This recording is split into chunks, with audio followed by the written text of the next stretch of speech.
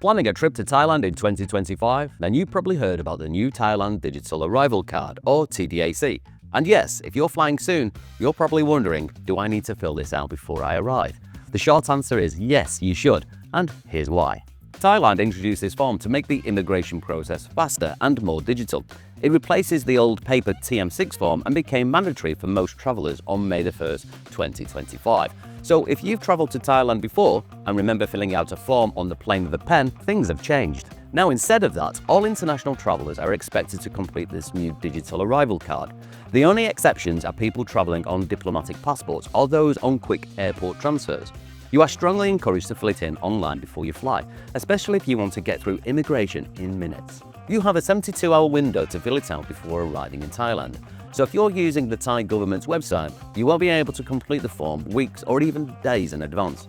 But in case you encounter any problems with the website, want an even easier application, or want to apply before the 72-hour window, you can apply with iVisa.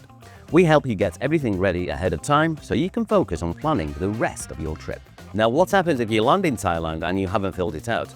You can still fill in the paper one, TDAC, when you land, but it can take longer overall. So what's actually in the form? You'll need to enter personal details, your passport info, your accommodation in Thailand, travel date, and basic health and contact information.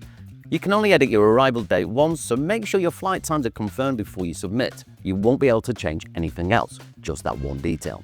Also, remember that depending on your nationality, you might also need an iVisa, a visa on arrival, or an ETA in addition to the arrival card. You can check these using the links in the description. We've included the most updated info as of July 2025, and if anything changes, let us know in the comments so we can update it. One more thing, be ready for arrival requirements, especially for health-related entry rules.